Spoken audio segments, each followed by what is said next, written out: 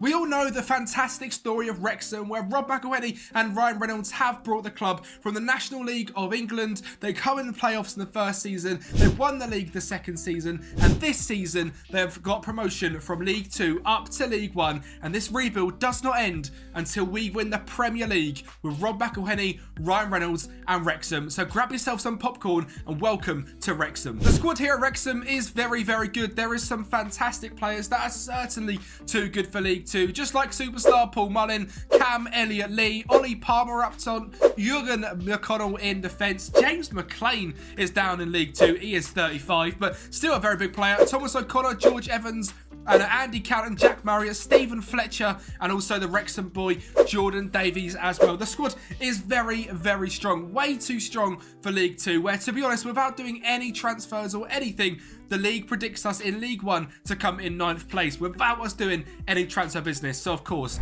we're going to go and make some decent transfer business and bring in some players into this Wrexham side. I am very, very excited. Wrexham was what started my YouTube journey, doing a Let's Play on them in FM23, and now here we are, nearly on 10,000 subscribers and pushing for a Wrexham rebuild. If you can, make sure to like the video and subscribe down below. The road to 10k by the end of May. That is an outrageous goal, but it's the goal I'm setting, so make sure you subscribe down below, because around 70% of you are not subscribed. We have a bit of money in the bank, but I'm sure that's going to continuously go up as we climb through the leagues. Let's get into what signings we make for season 1. So we have sold a few big players in Anthony Ford, Jake Bickerstaff, Jacob Mendy and Stephen Fletcher have all left the club, amounting to £180,000 in transfers out. And Josh Brookin is actually our first outgoing on loan, and he's also our first signing, signed from Chelsea, a 21-year-old centre-back who has got decent potential, extremely consistent, very quick, and goes on loan to Doncaster. I'm excited to bring him in. He looks very good. I'm going to keep with the free agent signings as well, and one released from Arsenal is Omar Rekic,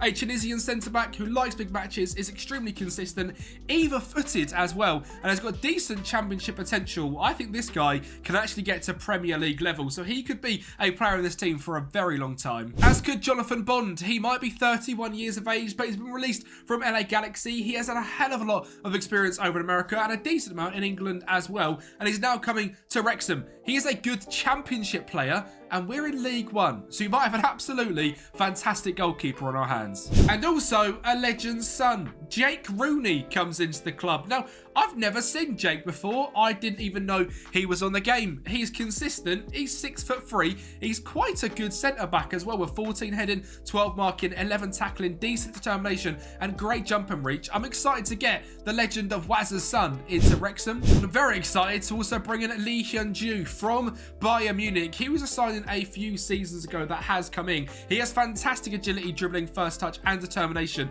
and is a little bit of an upgrade on Elliott-Lee, or a rotation option at least. He is just 21 years of age compared to Lee being 28, so hopefully they can rotate that position a hell of a lot. He looks absolutely fantastic and cost us just £245,000. He was in the second tier of Germany last season, 3 goals, 2 assists, and a 6.82. Lee Hyun-ju looks brilliant. As does our final signing of the day and of this season is Miles Lieburn. Now this guy again looks fantastic. 6'5", consistent, 13 pace, 13 acceleration and 14 finishing. Just 20 years of age. A few seasons ago at Charlton, scored 12 goals in 35 games in League 1. I'm hoping he can replicate that form for us here at Wrexham while being in League 1. And he's obviously going to partner the man, the myth, the legend, Paul Mullin up front. Elliott-Lee is our starting cam, with James McLean and Todd Kane as the 2 fullbacks. George Evans and Thomas O'Connor in DM. Jake Rooney, Omar Rekic and Jurgen O'Connell as the defenders, with Jonathan Bond in goal. There is a lot of players here that you will know from the Welcome to Wrexham saves, like Aaron Hayden is here, Jordan Tunnicliffe is here, Jordan Davies is here as well. He's a little bit of a legend. Ollie Palmer and Jack Murray as our backup strikers is incredibly strong. We're using a 5-back system that I've sort of developed into because, to be honest, I think that's what Wrexham play in real life, and I'd like to try and keep a very similar system for most of this rebuild, and as we get better as a squad, eventually transition into maybe a narrow formation and a 4-2-3-1. The goal is to win the Premier League, so we are a long way off, and while the money of Rob Reynolds and Ryan McElhenney is great in League 1 and League 2, when you get to Premier League and you're up against, sheikhs of UAE, and, there was Sheikh Jassim potentially getting Manchester United, we're up against actual states. the money isn't so much. So this is going to be very, very difficult. We are predicted to come in 7th in League One. How are we going to perform?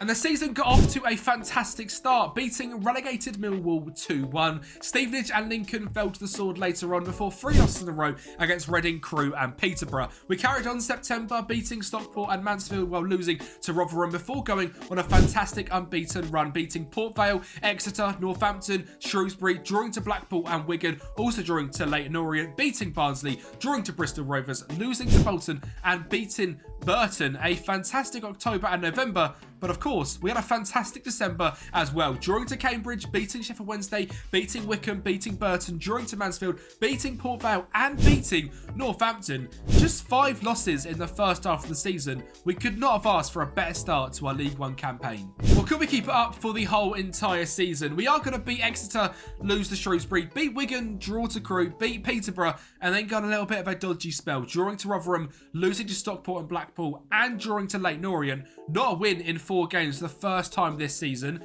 We are going to turn it around, beating Barnsley, Bristol Rovers, Stevenage, Millwall, Reading, drawing to Lincoln, losing Sheffield Wednesday, drawing to Cambridge, losing to Bolton, and beating Wickham. It meant we were into the playoffs for this season. And in the semi-finals, we were faced up against Sheffield Wednesday, and we're going to get off to a brilliant start with Paul Mullin, of course, getting the first goal, because when does Wrexham score and Paul Mullin doesn't? He's the absolute GOAT. Cannon on the ball down the right-hand side is going to get another ball into the box.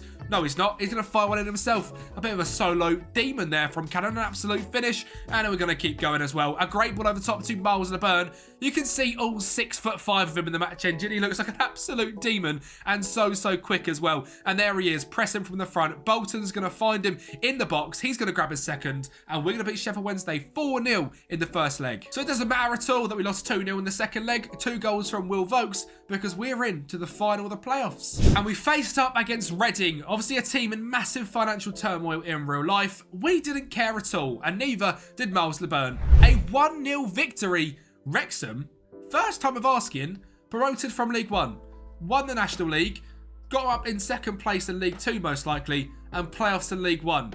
Is this too quick of a rise? I think we might come to a point in the Championship where we get a little bit stoned next season, because we are up and we also came 6th.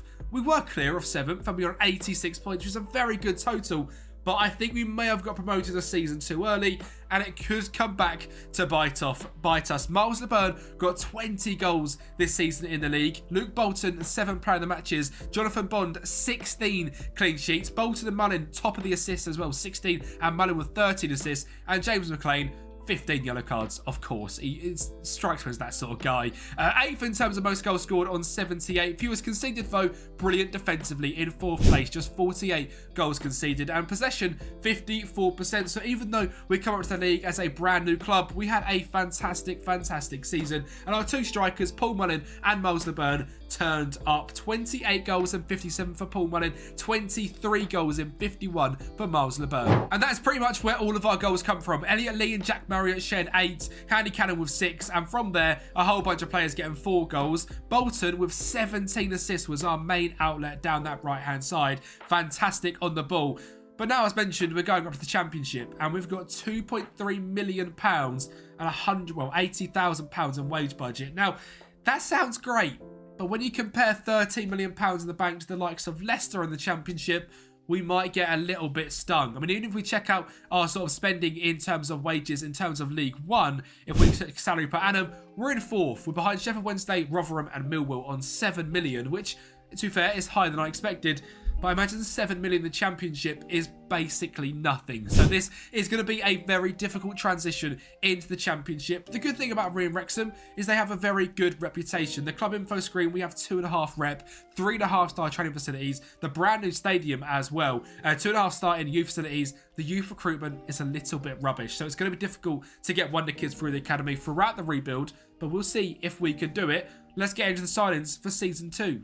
No major outgoings for this season as we look to keep the squad together for the Championship. So it's time to bring some players in to help us. And Michael Ndewemi is number 1, signed from Newcastle. A very decent backup striker. 2 Paul Mullin, 2 Miles LeBurn, just 21 years of age. And he's cost us £325,000. But in this save at Annan in the 2nd tier of Scotland, I believe, he scored 19 goals in 35 games. So he's a bit of a bagsman. And I'm hoping hoping he can do that here as well at Wrexham. Lino Swaza is our second signing and looking to bring a competition for Luke Bolton's 17 assists from right back to the left-hand side. He's extremely consistent, great crossing, dribbling, first touch determination and pace. Looks very, very good. Did cost us £1 million from Aston Villa, which is a little bit expensive, but at 20 years of age, I think it's a great investment for the future. So we had to make some free signings to make the squad even better. Kyle Joseph is number one, a 23-year-old Scottish striker released from Blackpool, is here as another backup forward. Thierry Katsukunia has come in from Aston Villa on a free transfer as well, a decent backup centre-back. And Eddie Beach comes in from Chelsea, again, a new free agent signing. He is Welsh, released from Chelsea, extremely consistent, always quite a good young goalkeeper to bring in, and a very decent backup as well. There was one more signing for a fee of $180,000, and it's the Liberian international of Samson Dway. This guy is consistent. He doesn't like big matches, but in terms of his stats, great heading, marking and tackling, and outrageous speed. 6'1". I've never seen him in my life. I quite like to make some weird and wacky signings in these rebuilds and on my channel. So Samson Dway comes in and he comes straight in to the starting team as well. Jonathan Bond in goal, Jake Rooney, Rekic, Dway as our back three, Bolton and Lino Swaza as our two wing backs of O'Connor and Evans in DM, Lee Hyun-ju in cam with Miles LeBurn and Paul Mullin up front. The backups, Eddie Beach, Max Cleworth, Connell, Tunnicliffe, Todd Kane, Andy Cannon, Jordan Davies, James McLean, Elliot Lee, Kyle Joseph, Michael Ndewemi. A very strong Wrexham side, but the Championship is a completely different beast. We are predicted rock bottom, 200 to 1. As mentioned, this is going to be extremely, extremely difficult, so let's see what we can do. We started our campaign off with a win, which is always good as a newly promoted side. We then lost to Swansea, beat QPR, drew to Bristol City, lost to Cardiff and drew to Portsmouth. A fairly decent start in August, and 2 wins, a draw and a loss in September was also pretty decent. 2 wins and 2 losses in October.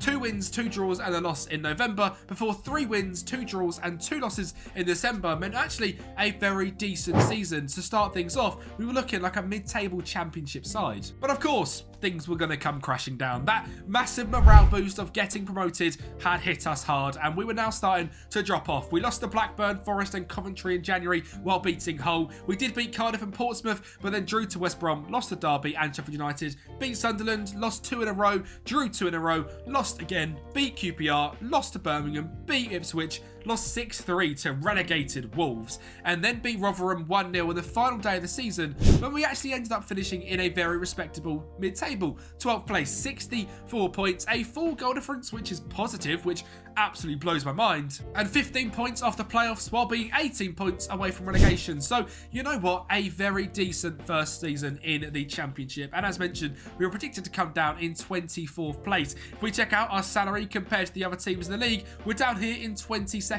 on 10 million per year. So I think we're doing a very good job, because 12th place is around double our salary. A fantastic season. Actually, in perspective, a brilliant season. And Miles LeBurn, 23 goals. Paul Mullin at 31 years of age, 16 goals for Wrexham in the Championship. We're going to make Paul Mullin a Premier League winner, ladies and gentlemen. I am determined. Before that man retires, we lift the Premier League. Kyle Joseph, 8 and 5 as a great backup striker. Lee Hyun-jun took the starting cam role this season with 6 goals and 7 assists. Luke Bolton, 11 assists on that right-hand side. And Lino Swaza, just 2. We didn't bring too many assists to the left-hand flank. Money in the bank, things are looking good. 20 million in overall balance, but in terms of our transfer value, absolutely no money and absolutely no wage budget. So we're looking to progress the side with an aging team and try and somehow make things better. This could, as I mentioned, come back to bite us. Well, because we had absolutely no money, we made only one signing all summer. Brendan Wiredu from Fleetwood comes in on a free contract. We literally are so strapped for cash, it's ridiculous, and hopefully Brendan can help. He's consistent, he likes big matches, he's determined, he's got great natural fitness, a true meaning of the word as a ratty box-to-box defensive midfielder. And he comes into the first team next to O'Connor, but there is pretty much no change. We are looking to build on some foundation that Wrexham have and try and do better. I mean, we've got no money. There is no money to spend. We are over our wage budget. There's money in the bank, but Rob and Ryan are like, nah, look, you know what? You've gone far enough. You lot sort yourself out. We'll be here in the background. 23rd, we are predicted. Hopefully we can stay up. Well, that's a fantastic start to our league campaign, isn't it? Beating Ipswich, losing to Derby, Burnley, drawing to Coventry, losing to Preston, and beating Bristol City. August, absolute stinker. September, fairly average, a win, a draw, and 2 losses. October, 3 wins, 2 losses, and a draw. And November, a win, 2 losses, and a draw. Things are not looking good. However, December was where things started to pick up, and that Wrexham magic come back. 2 draws in a row against Stoke and Luton, and beating Wolves when we just picked off 2 of the biggest Premier League sides in the table. We lost to Cardiff, beat Swansea, drew to Leicester, beat Sheffield Wednesday, meaning against the Welsh teams we got battered by Cardiff, but we beat Swansea. Huzzah! We beat West Brom, beat Plymouth, beat Preston, lost to Rotherham, lost to Bristol City and Sunderland before beating Hull and Watford, and then lost to Sheffield United, which is to be expected. We lost to Blackburn, smashed QPR 6-2, drew to Derby, beat Ipswich, beat Coventry, drew to Burnley, beat Stoke, beat Middlesbrough, and lost to Luton before losing to Wolves on the final day of the season. Somehow, after that run of form, we snuck into the playoffs. And when I show you the league table, you'll understand how. A great chip there from Paul Mullin gets us 1-0 up against Sheffield United. There is no shot we should even have a chance. You just saw us lose 4-1 to them. Well, Carl Joseph makes us 2-0 up in 29 minutes. We are absolutely cooking here at the racecourse. Bolton down the right-hand side. He's got a great ball in the box. Paul Mullin grabs a second. You know what? Paul Mullin's sitting there like, I want a championship playoff semi-final hat-trick. Lee Hyun-jun finds one behind, and Paul Mullin is maybe the greatest striker on FM. Same as our time last time in the playoffs. We lose 3-1, but we win 5-3 on aggregate, and Paul Mullin scores again. We're in the final of the championship playoffs. The biggest game of our history. And when I can't quite believe it, because 3 seasons in, it's Wrexham versus Rotherham to get promoted to the Premier League. This sounds like League One. Mullin scores from the spot in 75 minutes, and 88 minutes in, Swaza finds Weirdo, our only signing, the difference he makes. He scores, and Wrexham are promoted to the Premier League. We've won the Championship playoff finals against Rotherham. And look at this league table. The Championship is mental. If we just didn't win 3 games, we'd be down in 17th with Plymouth. But because we're on 69 points, not 60, we get promoted to the Premier League. I've got no idea how this has happened. This is way too early. We are going to get absolutely battered next year and probably end up back in the Championship. Bristol City and Wolves level on points on 85, and Sheffield United 4 points away. Lost 4-0 in the first leg of the playoffs. That is unforgivable. Rotherham with us as well. I can't believe it was a Wrexham versus Rotherham playoff final to get into the Premier League. I've never seen Rotherham in the Premier League. I've never seen Wrexham either. Paul Mullin, well, he's going to be a Premier League player. 27 goals and 8 assists. Carl Joseph, the free signing, 21 goals and 8 assists. Lee Hyun-jun, 200,000, remember, 11 goals and 11 assists, now worth 15 million. Miles LeBurn, a fantastic backup striker this season, 9 and 4. Lino Swaza, bringing it to the left-hand side. Carl Bolton, just 9 assists. Lino, 16. I don't know how this has happened. We have absolutely cooked this season. Obviously, when you get promoted to the Premier League, you get quite a lot of money. £33 million in transfer budget, £200,000 in wage budget. Wrexham are Premier League. I mean, just look at this graph, for example. Rob and Ryan come in, 21-22, second place. They win League One, promoted in League Two, promoted in League One, stay in the Championship and win promotion. There was the story of Luton, done it in 10 years. We're here at Wrexham, we've done it in 5 seasons from the Championship to the Premier League. Can we go from the National League to the Premier League winners within 10 years? It's possible. We've got 5 seasons to do it. And that's really easily done. So we'll have to get into our transfers then. Our first season in the Premier League.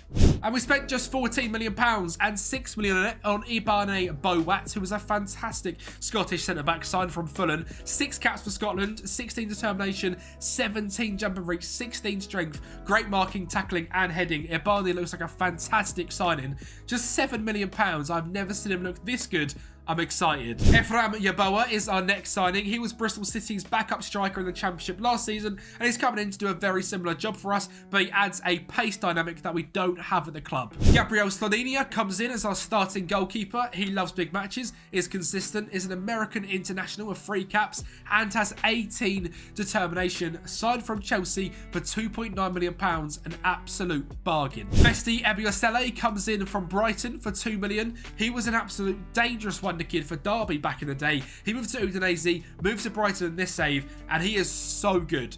19 pace, 18 acceleration, 5'11" as well, while being consistent with 14 dribbling and 11 crossing. This guy is an unbelievable attacking right back. We're bringing in another legend's son. This time it's Daniel Maldini, released from Sunderland, where he scored 17 goals in 91 caps. He comes in as our brand new cam to rotate with Korean Lee Hyun-ju, as Elliot Lee is now 33, I believe, and has left the club. He is extremely consistent and looks brilliant. Yassine Ayari is our next free agent signing from Brighton. He has been released and again has some brilliant potential. And finally is Luke Chambers, signed from, I believe, Liverpool, where he has now been released from. He looks very, very good. Again, very quick, great crossing, great dribbling. Comes in as a backup left back to Lido Swaza. And that's all the signings. And again, no outgoings, as we are trying to keep this squad together.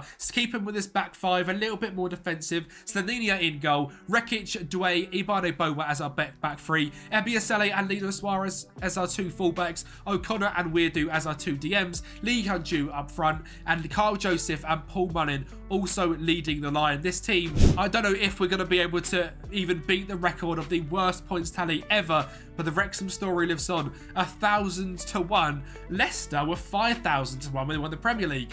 Could we do a Leicester? Well, I'll tell you what, based on August, it's possible. We lost 1-0 to Brentford away from home, beat Palace, drew to Forest, and smashed Norwich. But that was just August. We lost to Brighton, Arsenal, Manchester United, Manchester City and Newcastle. Beat Bristol City 4-0. Lost to Liverpool, drew to Southampton, Wolves and West Ham. Lost to Chelsea. Beat Leeds, drew to Spurs, lost to Brighton. Drew, lost, lost. Yeah, the form has gone. And it carries on in February as well. Draw, loss, draw. Finally ending our winless run against Wolves. A 5-4 victory. From the 21st of December to the 2nd of April, we didn't win a single game in the Premier League.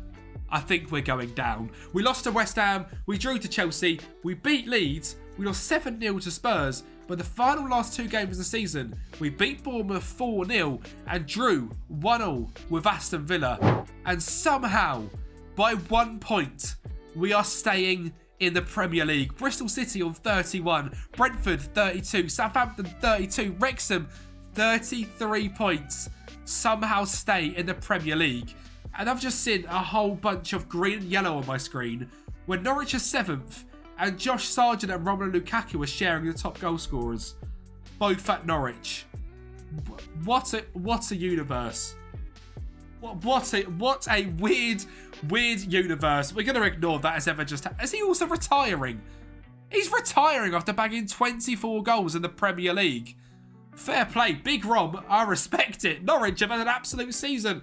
That's our goal, to be like Norwich. Wrexham staying in the Premier League. I've got no idea how we have done this. We are 33 points, negative 28 on goal difference. We probably conceded the most goals in the league. We had an absolute awful run of form. But when you check out our salary per annum, it all makes sense. 8 million than anyone else. And then you go to 18th place and we're on 72. We're on 29.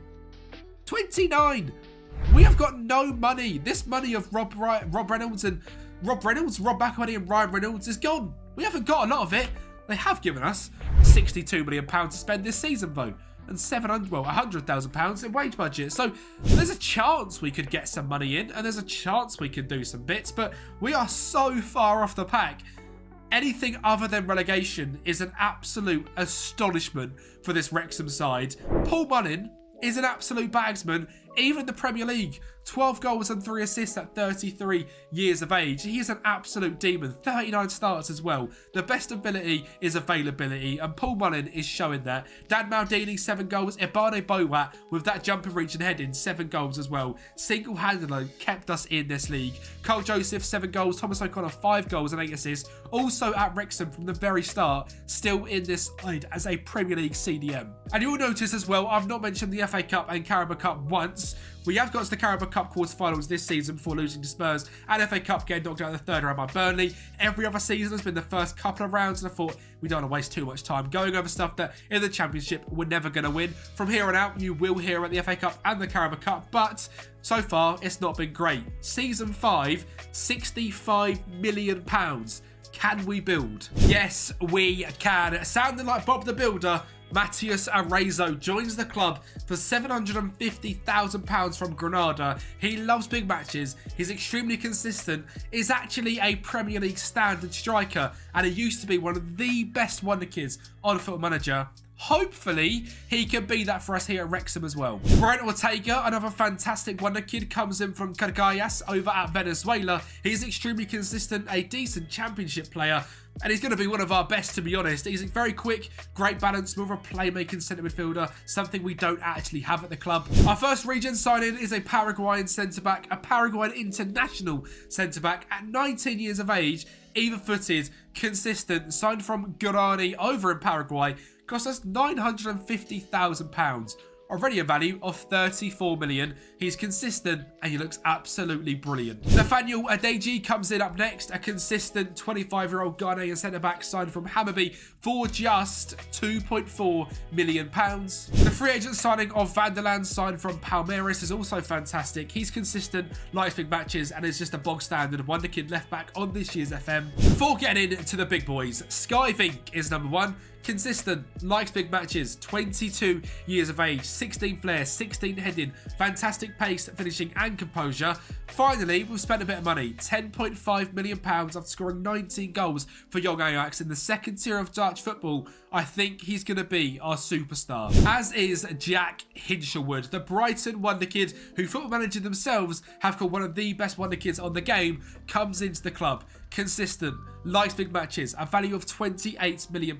We've signed him for 13.5 after having 11 games last season in the Premier League for Brighton. He comes in as our superstar CDM. Consistent, likes big matches, already a decent Premier League player, just 23 years of age. I hope we can turn Jack into a superstar. But if I can't, maybe you guys can over on Patreon. A massive thank you to the legends coming down the screen right now who do support over on Patreon. If you want to pick this Wrexham save up from the end or from any point, please let me know over on Patreon. £5 a month, you can get access to the rebuild files, and it helps support me out massively as well. A massive thank you to anyone that can go over there and support. It literally helps make my dreams come true of making content, and you can get your next FM24 save as well. And when the tactic has changed for the first time, Slaninia comes in goal, but a back four this time with Ebiasele and Lino Suarez, both as wing backs on attack, while Adelj, Boa and Dway make a little defensive trio with a DM on defend and 2 ball playing defenders. Jack Hinshelwood and Ortega sit just in front as 2 defensive centre midfielders, with Lee Hyun-ju, Arezzo and Sky Vink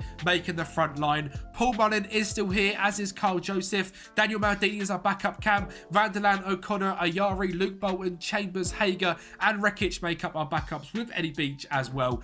We aren't very strong. We know we've got lots of gaps, but the Wrexham spirit, can it keep us in the league again? Well, if it can, we're going to have a big old turn in form in the second half of the season, because we had a very bad start. We lost to Everton, beat Leeds, lost to Villa, Brighton, Chelsea, beat Palace, drew to West Ham, and then lost 6 in a row against United, Liverpool, Arsenal, Spurs, Newcastle and Norwich. To be fair, 6 teams which are all finishing in the top half last season. But we did have that turn in form, beating Blackburn, Wolves, Nottingham Forest, losing to Bournemouth, beating Leicester, drawing to Manchester City and beating Leeds. Things were looking good.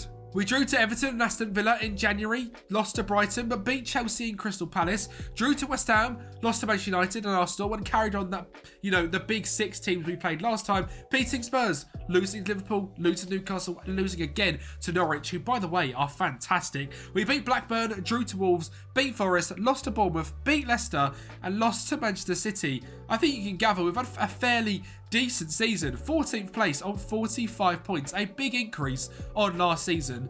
Minus 20 goal difference, 19 losses, but 13 wins and 6 draws. A big improvement on last year. And again, we were predicted bottom by quite some distance. Norwich have just brought in Adam Eder to be their striker. And yeah, he's also just replaced Lukaku's goals like that. So Norwich are now in the Europa League. So Norwich fans watching this, you don't need to rebuild. Your team were absolutely smashed on FM, and I've never seen you do this well before. My team, United, are down to 11th with a minus 4 goal difference. And Arnie Slot is the manager. Good. Wow. Right. Absolute stinker. Wrexham, however, things are going well. We are 7th on the most goals scored on 56. Nowhere to be seen on goals conceded or in possession. But the switch in tactic helped us out a lot, giving us 2 strikers that could score us some goals. Paul Mullin, 8 goals. Matthias Arezzo, 16. And Skyvig, 5. Daniel Maldini in the cam as well, 12 and 6. 10 assists from Chambers from left back. Can't see who our right back was. Festia Masele with 4, so not too many created down the wings. But certainly a fairly decent season in terms of scoring goals and absolutely smashing it as Wrexham this season. Again, FA Cup and Carabao Cup, I actually can't show you much because we're knocked out in the 3rd round of the FA Cup and 4th round of the Carabao Cup. So I guess we go straight into season 6, where again we had around £40 million to spend, so a brand new striker to partner Matthias Arezzo up front, because Skyving didn't quite fit the bill, is Santiago Munoz. Used to play for Newcastle, was playing for Santos Laguna. I believe this guy has got the same name as a guy from a Newcastle programme back in the day.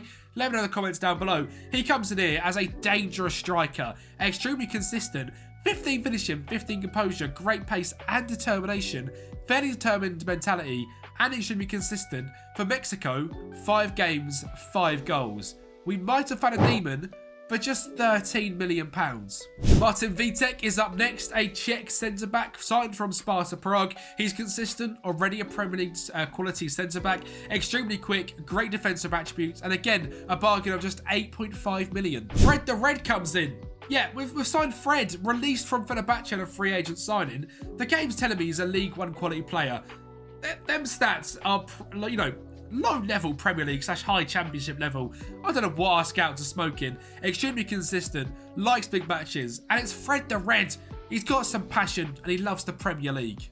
And finally, because Eddie Beach has left the club, we have brought in Arthur Okonkwo to be a backup centre-back. He was here in the 23-24 season, I believe, on loan. He went to Exeter, played a whole bunch of games, and he comes back to Wrexham as a backup Premier League goalkeeper, which I think is a massive dub for Arthur Okonkwo, and it makes our team look very, very good. Slaninia in goal, MBSLA, Vitek, Bowat, Chambers, Hinchelwood, Manu Kone. Why have we not seen him yet? I signed Manu Kone somewhere for £21 million last season, well, this summer window.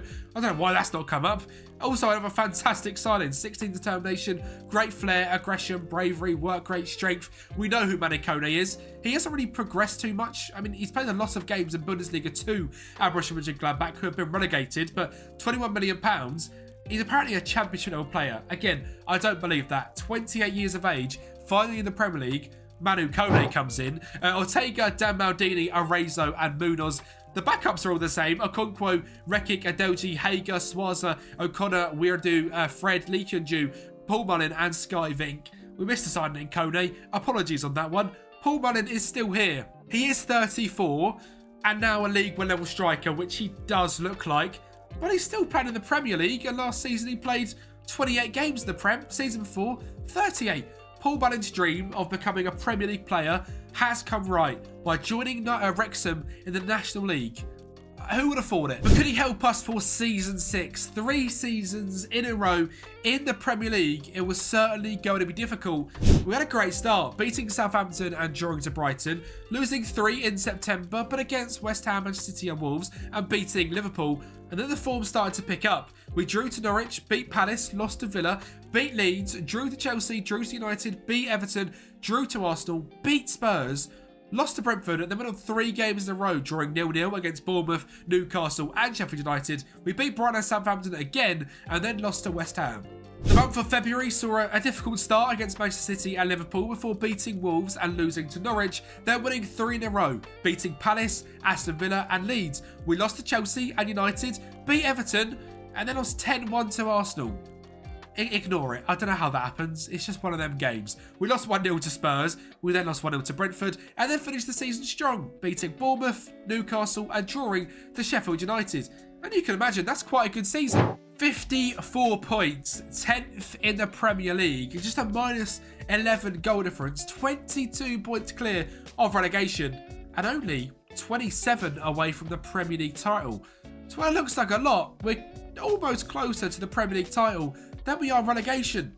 What a squad. We are absolutely fantastic. And I want to point something out. Newcastle are down in 12th place. Should you have a look at the wage structure? Newcastle, number 1, 320 million salary per annum. Us, 20th, 53 million pounds. They're spending 6 times more in wages and have come lower in the Premier League. That's an absolute stinker from Newcastle. In the rest of the cup competitions, again, we've been shocking. 3rd rounded by Brentford in the FA Cup, quarter-final by Brighton in the Carabao Cup. We're not a cup team. We're here to do well in the league. And you know what? I'm very proud of how we're doing. We've found a striking partnership, which is fantastic. Munoz and Arezzo, 18 goals and 16 respectively. Manu Kone, 5 and 2. 12 assists from Luke Chambers as well was fantastic. With Festi getting 6 assists from the right-back position. We do need to try vote and make a next big step and get into Europe. £50 million, £62,000 in wage budget. And when we're actually talking about the Wrexham Money Club, we have a lot. £53 million in the bank, no debt, no transfer debt. Rob and Ryan have had a great return of investment, and I'm sure they love Wrexham even more than they do in real life when they're in the Premier League. Let's see if season 7 we can make history. First of all, our first sale for some actual decent money for the first time in this whole rebuild is Lee Hyun-ju going back to Pohang where he started his career for £4.7 million. That's a great piece of business from us for 224k. Comes up to us with the Premier League and we sell him for 20 times that amount back to his club where he started his career. What a dub, an absolute story. Thank you, Lee Hyun-ju, a fantastic youngster through the Championship. He is absolutely brilliant. We are going to go make some massive signings. Tommy Doyle, number 1, an extremely consistent player, signed from Blackburn for £28 million.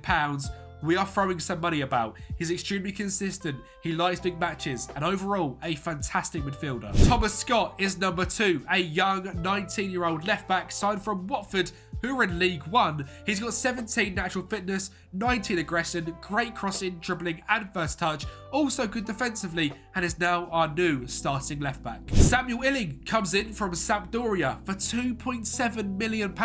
He's consistent, he loves big matches and he's a wonder kid on this game at the start of things at Juventus. Things haven't quite gone well for him, but maybe Wrexham is where he kickstarts his career. Same for Kamaldeen Sulemana. This guy used to be one of the most sought-after players when he was playing over at Norgesland and at Rennes. Moved to Southampton and things didn't go very well for him when they got relegated from the Premier League. But for us, I think he's going to be great. Consistent, 18 pace, 18 acceleration, 17 flair. Both signings so far have been wingers. And that streak's going to carry on with Shea Lacey. Yes, there's been a change in formation. And yes, Shea Lacey has become a superstar. He's been released from Manchester United, but that's absolutely nothing on him. 17 dribbling, 19 flair, ridiculous pace, consistent, 5'6". This guy's also just signed his first professional contract with Manchester United in real life, and today we're going to make him a Premier League winner, hopefully. As is Jace Fitzgerald, another wonder kid at Manchester United who has been released, and he looks absolutely brilliant. Some fantastic pace on him, and he is going to be a right back for us. Another free signing. Nemanja Markovic is up next, 2.5 million from Partizan. This guy is going to come in as our right winger with 18 dribbling, 17 of the ball, 16 flair, 16 technique, 17 agility, 17 natural fitness. £2.5 million after scoring 22 goals in 32 games last season. This is an absolute bargain. And our final signing is again a wonder kid I've never heard of. Noah Makembo Ntamo from Standard over in Belgium. I believe he starts as a 16-year-old. He loves big matches and look how good he has progressed. 16 acceleration, anticipation, decisions, leadership, off the ball and vision. Great composure, determination, dribbling and first touch. And by the end of this rebuild, he's going to be a Belgium international and an absolute superstar. Now, some players did leave us, like Sky Vink leaving to Burnley, Nathaniel Adeji leaving off to Al Ettifaq in Saudi, Yassine Ayari over to Mainz in Germany, and Lino Suarza has gone to Torino after being replaced this season. And while we've talked about being replaced, we've changed the tactic. We're going to the 4-2-3-1, the trusty formation, which always absolutely smashes it. Slaninia in goal, Ebiasele, Vitek, Boat, Scott as our back four, Jack Hinchelwood and Manu Kone in DM, with Markovic, Maldini, Illing and Munoz up top. The backups as well: Okonkwo, Fitzgerald, Dway, Hager, Chambers, Doyle, Weirdu, Suleimana, Ntembo, Lacey and Arezo. We've got a very, very good squad, and it's almost come out of nowhere. We're now predicted 16th, 500 to 1, way clear of the relegated 3. And I think we can make a push for Europe this season. Now, I just want to touch on something very quickly, is that last season, Spurs won the Premier League on 79 points. I want you to keep that in your mind. Because, well, this season, we're going to absolutely smash that points tally. We beat Newcastle, lost to City, beat Everton 3-1, and Sunderland 5-0 to kick off August. We lost to Arsenal, lost to Spurs, but beat Liverpool 4-1, showing we're a very good side. And then we went on what I can only describe as one of the best runs in football history. We beat Nottingham Forest 4-0, Wolves 3-1, Leeds 3-2, Norwich 3-0, drew to Brighton, Middlesbrough and Chelsea, and then just kept on winning. We beat Villa, Bournemouth, Southampton, United, West Ham, City, Newcastle, Everton, Sunderland, Liverpool, Spurs, Arsenal, Forest, Wolves, Leeds, Norwich, Brighton, Middlesbrough, Aston Villa, Chelsea, Bournemouth and Southampton. What is that run of form? From the 7th of December to the 3rd of May. Now, I'm going to say the tactic is very, very good. An absolutely fantastic tactic. But that run of form, I've never seen in a tactic test, let alone a rebuild where we're using 16th predicted Wrexham in the Premier League. And going into this game against Manchester United, if we won, we were Premier League champions. So of course we bottled it and we lost 3-2, and it came down to the final day of the season. And that game was up against West Ham. Brown found Rowe and Ladislav Krejci found Rowe to try and break our hearts. Spurs were up against Brighton in this game and were massive, massive favourites. Maldini and Festi Ebiasele linked up down the right-hand side before Festi showed that 19 pace and found Shea Lacey in the box to make it 1-0 in 11 minutes. And in 23 minutes, Festi Ebiasele is going to show what a player he is again. Lacey and Chambers linking up on the left-hand side. He makes it 2-1. And that's the final goal of this game.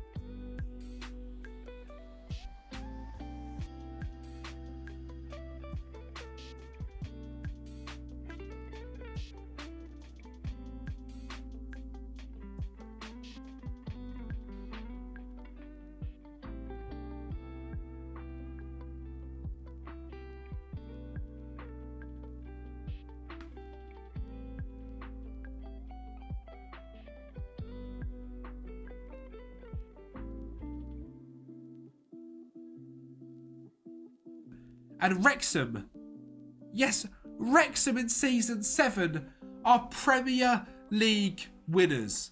I cannot believe this has happened.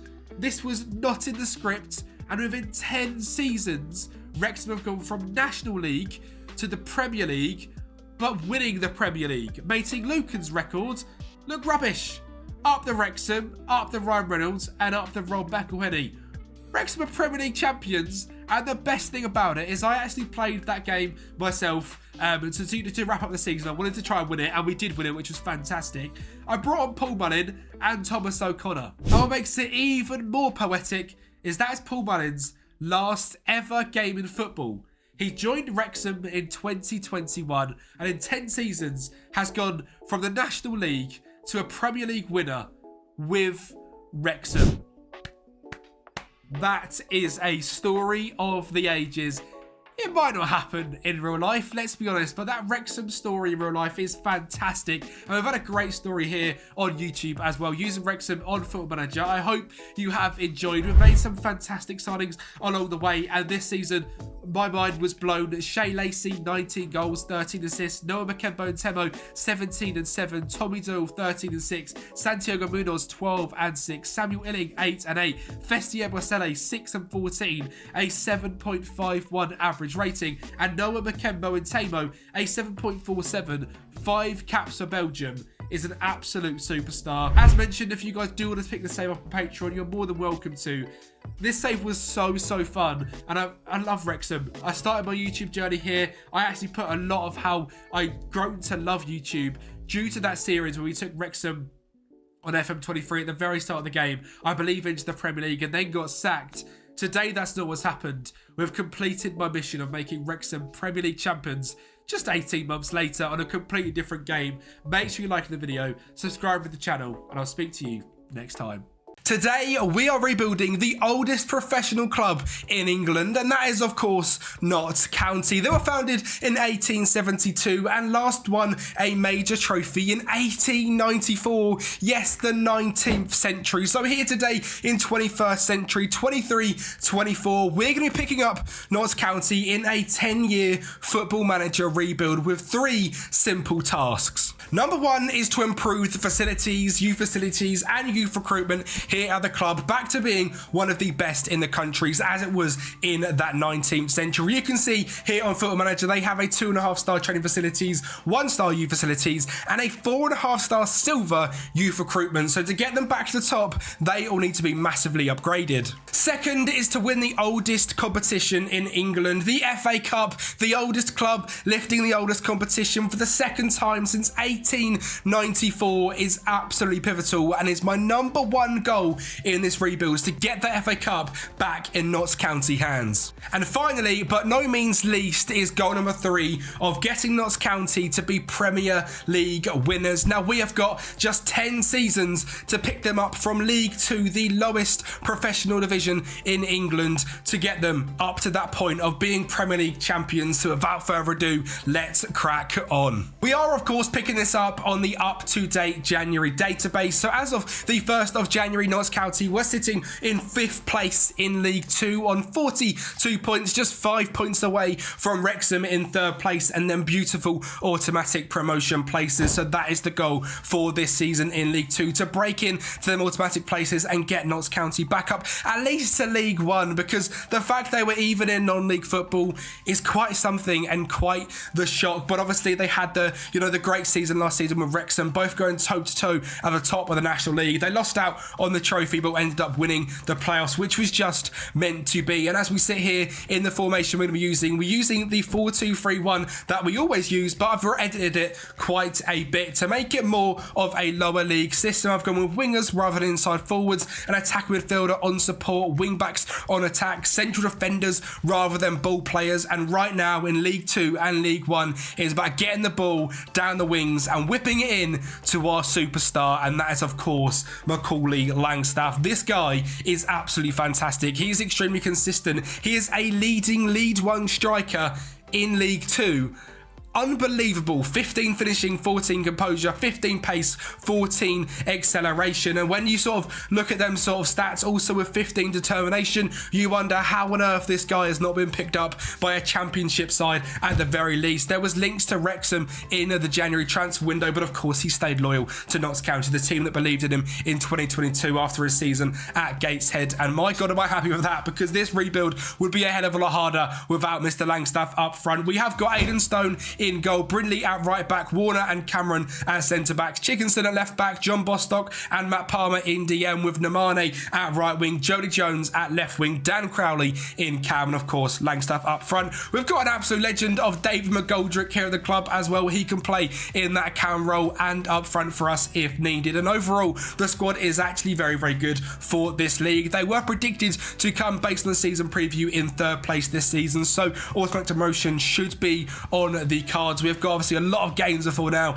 and the end of the season. It looks like they're coming off of a bit of upturn form at the end of December, but December overall was not very good. So hopefully we can pick this team up, come in here in January and have a great run in for the end of season 1. So let's get right into it. Season 1, can we gain promotion to League 2? Well, this right here is quite a run of form. Just 2 losses in the second half of the season, which of course led us not only to promotion from League 2, but winning the whole thing on 87 points, level with AFC Wimbledon, but top on goal difference thanks to that superstar Macaulay Langstaff. And what's even better for Notts County is that little rivalry with Wrexham they've got going on. Wrexham lost in the playoff final to Stockport, got absolutely battered 4-1. So that is the end of the road here between Notts County and Wrexham. Hopefully we don't see them again and we can now peel away from them and go and make our own destiny. But a fantastic season. Like I said, Macaulay Langstaff was absolutely pivotal in this season. 24 games, 20 goals and a 7.06 average rating. He is 27 years of age, so of course at the sort of in the prime of his career, and not really where you go ahead and sign players, but at this level of player that he is, there is simply no way we can look past Mr. Langstaff to be our leading striker for next season in League One, especially as he's already a leading League One player. But overall, a very, very good season. He wasn't the only absolutely fantastic player for us this season. Sam Oster, when he played, was brilliant. Richard Brindley was fantastic. Obviously, Langstaff was great. Dan Crowley in that cam role with 13 starts, 3 goals and 3 assists. 5 goals and 3 assists from Amin Namame as well. But if we sort this by goals, it is very clear to see that Macaulay Langstaff was the absolute carrier of this squad, which is absolutely beautiful. Now, of course, as we've got the goals, we're looking to increase this reputation, training facilities, youth facilities, and youth recruitment as we go through. So every single season, I'll be asking the board to go ahead and improve all of these, the finances, the networking, get the club to be in the best position it can be. Luckily, there's a little bit of money here at the club, £3 million in the bank, and just £6 million in debt. So hopefully it's not going to be too hard to go ahead and make money here at Notts County. If we go up through the leagues, hopefully we can progress that into some serious cash. We've got £1.4 million in transfer budget and £5,000 in wage budget, which for me is absolutely pointless because I'm not going to be buying any players until we at least get probably to the Championship. I really find you do not need to go ahead and sign players for money in League 2, League 1, and normally even the Championship unless you're going for them playoff places. So we're going to be going ahead and trying to find some sort of under 23s that are going to be released from their club, hopefully in the Premier League, that are going to go ahead and be interested. As you can see in the background, I'm just showing you exactly how you go ahead and search for them, get players in that are doubtful, go down them all and try them all and see who comes in. That is going to be the scouting and the way we find players for this season. Just going down into the Premier League and hoping some of the wonder kids that are being released are going to be good enough to come into Notts County and perform in League One. So without further ado, let's get right into it. A very exciting first transfer window. We've managed to bring in a superstar winger to hopefully supply Macaulay Langstaff, and that is Regis Endo on an ESC slot. He's a Malian international signed from a club in Portugal.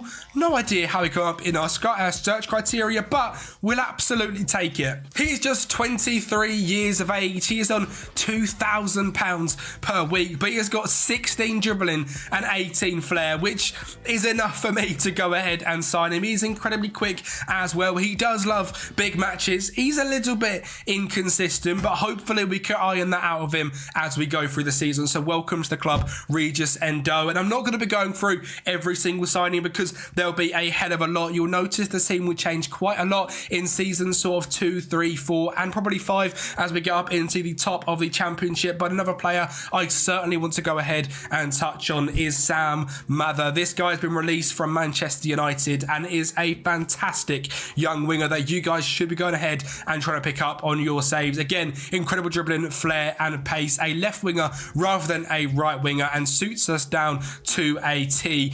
Just on £450 a week as well. I am very excited to have Sam Mather here at the club, and he actually makes the squad look incredibly strong. We're going to change formation slightly down to a 4-3-3. Everything the same, just dropping the attack midfielder down to a centre mid on attack, which should hopefully allow Dan Crowley to play a bit more in his natural position. The team is still Aidan Stone in goal, Lewis Macari and Greenwood at right back and left back. Greenwood, a brand new signing, 22 years of age, looks absolutely fantastic. Baldwin and Cameron at centre backs with Palmer, Robertson and Crowley in midfield. Jody Jones, Regis Endo and Macaulay Langstaff up front. And as you guys know, I like to make my teams in 11s games and 11. So backup goalkeeper of Slocum. And Namane is the backup right back is absolutely fantastic because he's basically a winger, but playing as a wing back on attack. I can get down with that one. Sean Graham and Alex Kirk. Alex Kirk, a brand new signing here at the club, released, I believe, from Arsenal. Looks very, very good. It's 21 years of age. Chickson as the backup left back. Bajrami and Bostock as the backup DMs, with Dave McGoldrick transitioning into his older years as a backup central midfielder. Sam Austin as the backup right winger. Sam Mather as the backup left winger. And Dylan Stevenson as the backup to Macaulay Langstaff is again another brand new signing. He is quick. He can finish. And again, just 21 years of age. Should hopefully be a very, very good player for us. In terms of the league this season, we are predicted to be in 14th place, which I think is a fantastic starting position for our first season back in League One, which I'm very, very happy with. QPR, rest in peace QPR, Sheffield Wednesday and Rotherham have all been relegated from the Championship. Mansfield, us, Stockport and Wimbledon are the teams that got promoted, so let's see what we can do for Season 2. The big story of this season was Macaulay Langstaff, and not for the same reasons as last season. This season, sadly, he managed to get a big old injury. Damaged cruciate ligaments, has been out for over 6 months already and missed the second half of this League 2 season. But that didn't stop the mighty Magpies from having a fantastic season here in League One. And you join me in the playoff semi-final here against Charlton. We're in leg 1. Robertson puts us a goal ahead before Campbell whips a ball into Miles LeBurn, and I believe George Dobson pokes home for 1-0. Dan Crowder gets on the ball and finds Greenwood out in the 62nd minute. Down the left-hand side, pings the ball into the box, and deflection ends up finding the back of the net, and we're going to go ahead and take full control of this one as Crowley drives into the box on that right foot and smashes it home for 3-1 in the first leg, setting up a very exciting second leg at Charlton at the Valley. And when we got off to a absolutely fantastic start, Bajrani back into Brinny, a ball into the box, it pops out to Greenwood, and it's 4-1 on aggregate. And you must be thinking it's all over. Notts County are in the finals of the playoffs. Well, Thierry Small has got something to answer that, and Romain Sawyers pokes it home to make it 5-2 on aggregate. Mendes Lang to the right hand side finds George Dobson into Sawyers, back into Don Ball to make it 4-3 even. And it's starting to get a little bit nerve-wracking. In the 67th minute, Thierry Small and Blackett Taylor are going to link up to make it 4-4.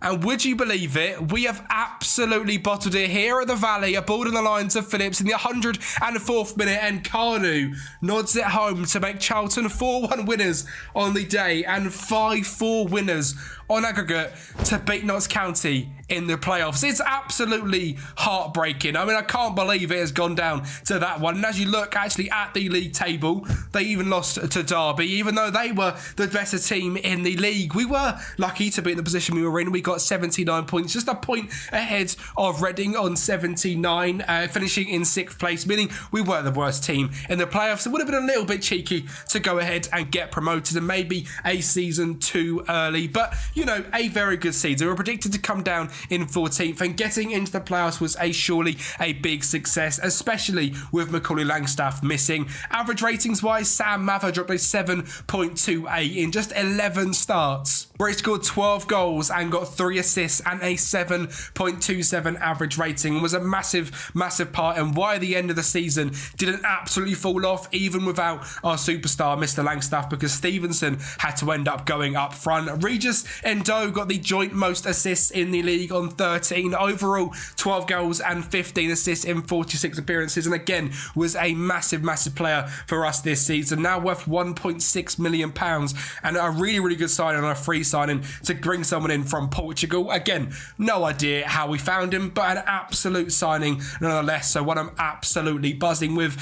Still in the season, Macaulay Langstaff was very good, was only 2 goals away from being our top goal scorer, 13 goals and 3 assists. He didn't struggle with the step up to League One. Dylan Stevenson was a good enough backup with 15 goals and 2 assists. Scott Robertson, again, very good in central midfield, 14 goals and 14 assists. It's absolutely outrageous. Did we sign this guy, or has he been here the whole time? He's been here the whole time. An unbelievable performance from central midfield. He actually played in DM, I imagine, as a ball winner on support, and was unbelievable. I've never seen a ball winner with 14 14 goals and 14 assists. So a ridiculous season from Scott Robinson. Aaron Nemane as the right wing back, as I mentioned, is absolutely brilliant. 9 goals and 14 assists. Jody Jones, 6 goals and 10 assists as well. And I'm very, very happy with how he went ahead and progressed in that season, given the sort of, the troubles we had to come up against, losing our superstar striker and arguably our best player. The first sort of youth intake has come through. We've had 4 semi-decent players come through, 4.5 star / 3.5 star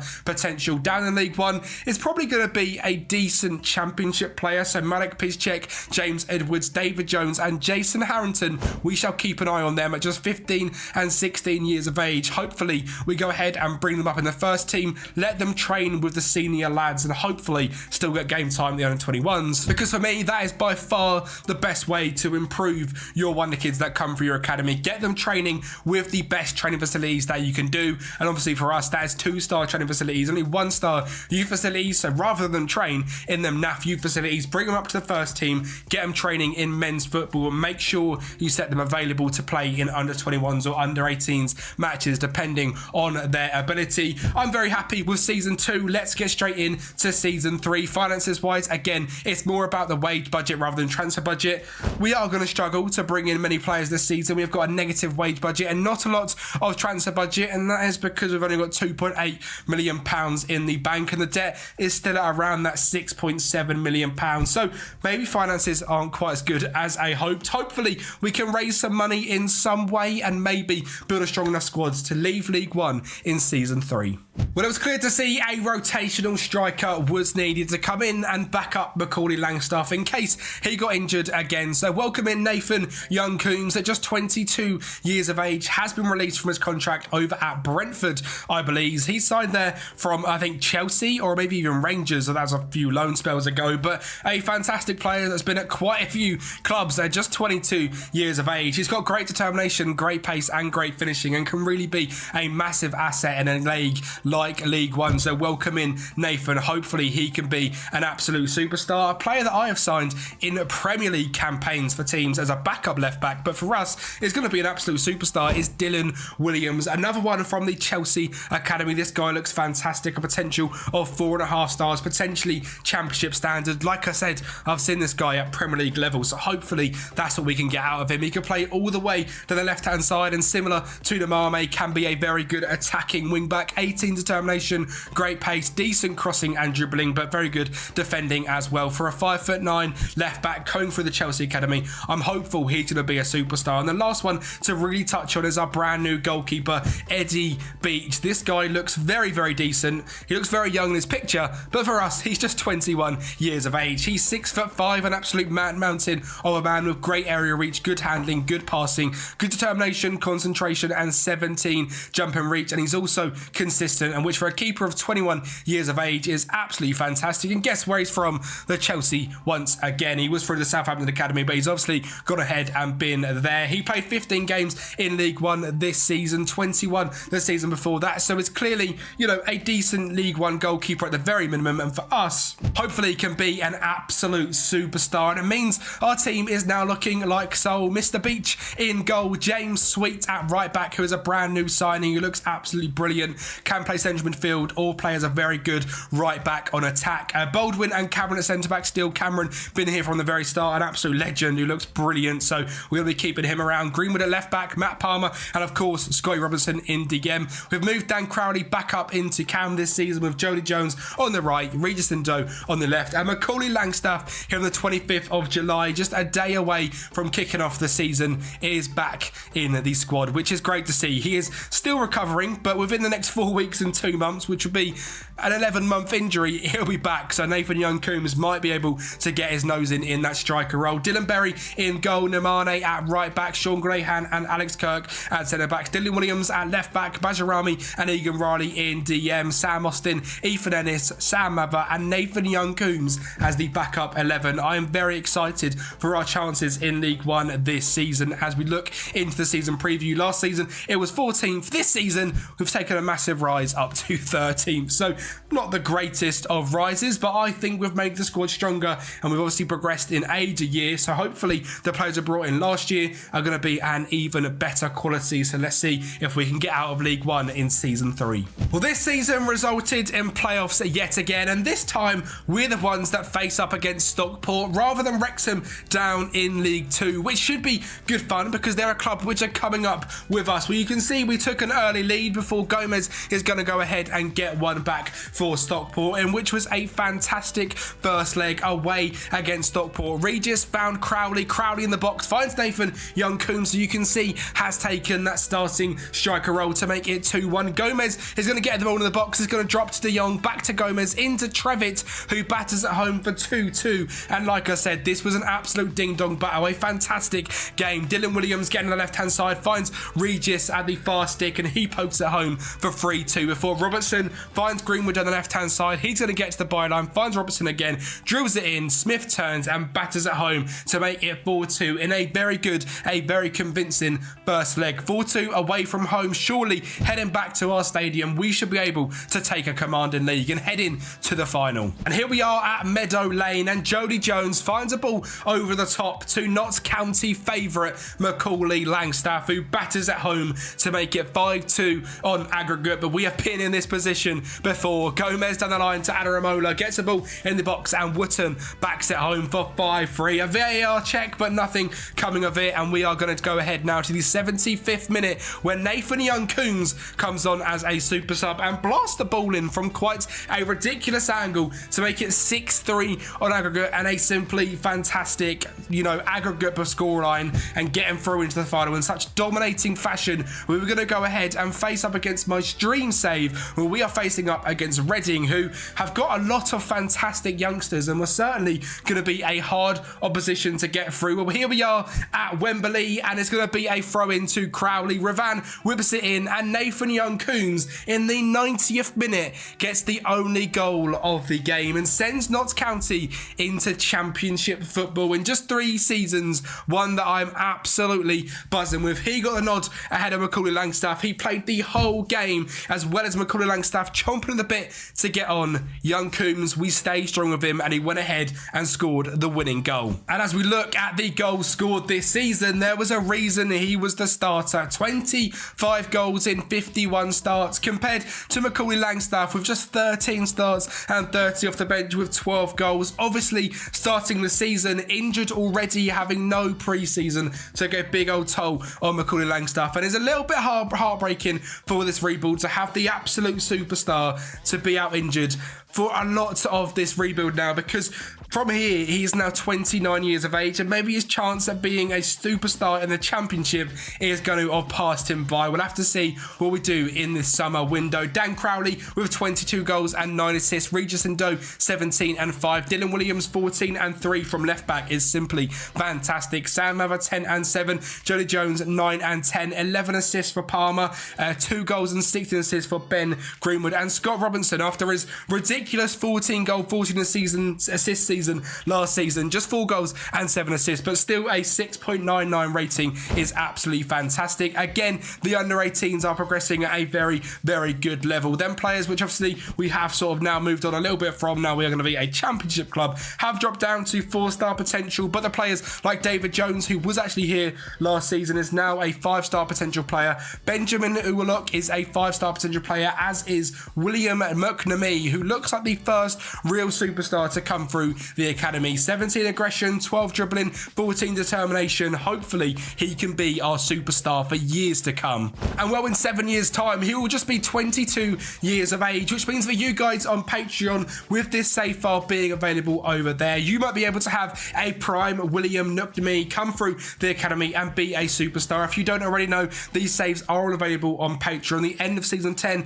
end of season 5 and end of season 1 will all be there automatically. So if there is a save you want to pick up from this Notts County save, you can go ahead and do that on Patreon. A massive thank you to the legends on screen right now. It helps support me massively as a creator, and for just £5 a month you get access to a whole host of rebuild files, which will help you out a hell of a lot. Now in League 1, it was not only a fantastic season, we also ended up getting to the quarter-final of that trophy that we wanted to list. The second thing on the list at the start of the season that we said about, we managed to get to the quarter-finals of it. We lost 2-1 to West Ham, which is absolutely heartbreaking, but by far our best run yet. And Sam Mather managed to get in the joint top goal scorers list. So a massive shout out to him and a massive shout out to us here for a fantastic season in the FA Cup. We haven't had a season like that in the Carabao Cup. You can see we got first rounded here by Sheffield Wednesday, and we're not going to go ahead and win the Papa John's Trophy either in this rebuild, because we got quarterfinals this season by Lincoln City, and last season we were semi-finaled, I believe. So that one we're not going to win the Pizza Cup, but if we can win the FA Cup, I'm sure it will all be worth it. The finances are looking okay, but going up into a brand new division with £2,000 in wage budget is going to be certainly difficult, especially when we look at sort of the detailed stats of our wage performance in this league. We were mid-table, 4.99 million spent per annum, 11th out of 24. Going up to the Championship, clubs like QPR, Preston and Rotherham, all with double our money, are going to be on the bottom scale. Clubs coming down from the Premier League are going to have a salary per annum of around £300 million, being around 20 times our budget. So yeah, this is going to be very difficult to keep this team up in the Championship. Maybe that Pizza Cup will come after all. So let's get into it. Season 4. What signings can we make with the very little money we have got? Who had Man City Wonder Kids on their scratch cards? Kai is here, released from Manchester City. He has been allocated an ESC slot. He is injury prone and doesn't like big matches, but he's very determined, he's very quick, he's got great dribbling, great crossing and great first touch, and for the Championship should hopefully be a very good player for us. I'm a little bit worried he's not going to be. A couple of seasons ago over at Birmingham, he scored 2 goals in just 11 starts. I mean, for us, he is our absolute superstar and everything we are putting our eggs in our basket for. But if it doesn't work out, the other wing is also now very strong, with Campbell released from Wolverhampton Wanderers, a value of £3.5 million. He enjoys big matches, he's determined, and again, very quick, very good crossing, very good dribbling, and very good first touch, either-footed as well, which is very exciting. And they both come pretty much straight into the team. Eddie Beach in goal, Sweet at right back, Fogarty and Cameron Stewart centre back, Williams at left back, Robertson and Egan Riley in DM, with Kai, Campbell, Crowley and Langstaff up top again, because this time Nathan Coombs has been without us for most of pre-season, now with a 3-week injury after a twisted ankle. So maybe Macaulay Langstaff gets that chance after all in the Championship. The backup still consists of Dylan Berry, Namane, Sean Grayhan, Alex Kirk, Ben Greenwood, Bajarami, Eli King, Liam Smith, McNamee, Sam Mather and Nathan Young-Coombs. McNamee is the wonder kid that we have spoken about as well, and he is now in the first team to hopefully be a very good backup cam to Dan Crowley. Dan Crowley is at such a high level. I mean, as we look at his stats, he is a very good central attack midfielder that I do not need a superstar in there. This guy's got a value of £9 million, and having our wonder kid through the academy be his backup suits me down to a T, and exactly what I would like to do with this rebuild is bring in them wonder kids and give them the chance when we can. As you can see from the club info, it has been very difficult to go ahead and improve these finances. 2-star training facilities, 1-star youth facilities, and 4.5-star youth recruitment is the exact same as it was at the start of the rebuild, and it's not really changed anywhere since there. In terms of the Championship, we are predicted to come bottom of the league, 150 to 1. So yeah, we are quite far at the bottom as well, so this could be a very tough season. I imagine our wage bill is literally pennies compared to everyone else's, and we are £6,500 in the red in the wage bill as well, so we really had no further places to move. This was all of our money, all our eggs have gone into this team. Hopefully it's enough to stay in the Championship. Well, this was a jump too far for a 30-year-old Macaulay Langstaff. 11 games, 6 goals and 1 assist is a very poor season, but you know, shout out to Macaulay Langstaff. Like I said, they picked him up from Gateshead in 2022 and he's now finding himself as a Championship striker, which is very good, and it has helped Notts County rebuild themselves back up the English pyramid. So a massive shout out to the legend of Macaulay Langstaff, but this is the last time he's going to get a mention unless we say that we sold him at the end of this summer rebuild, because this season has been decent, but not quite what we went ahead and wanted. We did manage to stay up in the league, which is a good start, but 13th place, not getting into the playoffs, is a little bit stagnant. Now, I like to pride myself that FM is not the hardest game in the world. It's just about building a good enough team, and the team we built wasn't good enough. We obviously know that. We had no money in wages. The team was definitely weaker than a lot of others in our league, but we have a fantastic formation. We have, you know, some decent goal scorers, and I think I'm maybe being a little bit harder than us. Actually, when you look at the points, we were actually just 9 points away from playoffs. So I'm going to shut myself up, because we actually made a fantastic signing in Kai. 16 assists and 4 goals in 45 games is absolutely brilliant coming in for his first season in the Championship. And I've just said we've had an awful season. It's really not that bad. It's not the end of the world. It just feels like a little bit stagnant. I suppose when we have a promotion up to League One, playoffs, and then winning the playoffs and then coming 13th is a little bit frustrating, but it's not the end of the world. We were massively clear of relegation, which is very good to see. And I bet if we check out these team detail and look at wages, we are massively overperforming our wage bill. Yeah, we are indeed. Just 5.98 million. Notts Forest at the top on 75 million per annum. So sort of as expected, around 15 times our salary per annum at the top of the league. And where we come in 13th, 19.3, was around 4 times our salary per annum. So actually, you know what? Absolute cap. I was saying at the start of this awful season, genuinely a very, very, very good season. I'm actually quite happy to finish up in 13th place. Obviously, Macaulay Langstaff wasn't fantastic, which meant Nathan Young-Coombs had to step up yet again, and these stats are looking genuinely very, very good. 22 goals in 40 starts, just a 6.74 average rating, but scoring goals is really what matters as a striker, and the stats actually around as a striker was 6th in anticipation, decent finishing, composure and pace. He is genuinely a very good striker for you guys to pick up in your lower league saves. And he's not the only one, because if you see Kem Campbell get released, make sure you go ahead and pick him up. He's consistent, he loves big matches, and in the season here he scored 12 goals and 8 assists in 44 games, around a goal contribution every other game, dropping a 6.88. He was decent in League One last season with Bristol Rovers, but suited our system down to a T. A value now of between £2 and £6 million is really, really good. We could probably do with some of that money, so maybe we see a sale come through. Dan Crowley this season in Cam, again, absolutely brilliant. 34 starts, 6 goals and 7 assists, £7.6 million in value, 29 years of age. Maybe he's someone we now look to move on from, but again, a fantastic player for us. A 7.1 average rating is a little bit inconsistent, but I tell you what, for us in this rebuild, Mr. Crowley has been superb. Scott Robertson, again, very, very good. Dylan Williams at left back, great. James Sweet, great. And Eddie Beach in goal has still been very, very good for us. 77 goals conceded in 51 games. Sounds a little bit much, but we are using a very, very attacking formation. We have got, you know, wing backs on attack, pretty much 2 at the back vibes, and he is doing very good to keep it at this data hub. Looking at just 1.48 goals conceded per game. I've seen that a lot higher, if I'm being honest. So the goalkeeper is doing a great job. FA Cup, we didn't quite manage to compete with the quarterfinals of last season, but 5th rounded by Wolves is still very decent. Carabao Cup, again, 1st rounded, didn't score a single goal. So we'll leave that one there. This season's going to be good fun. We're going to see if we can make it up to the next step, and hopefully we can see if we can bring in some brand new signings in terms of transfers. Still only £6,000 in wage budget to go ahead and spend, which isn't a lot, but it means we're at least out of the red. And in terms of finances, we are now up to £7 million in the bank and pretty much all of the net debt cleared, which is fantastic. So we are nearly built as a club to being out of the absolute mud and into, you know, the clear to go ahead and make as much money as possible.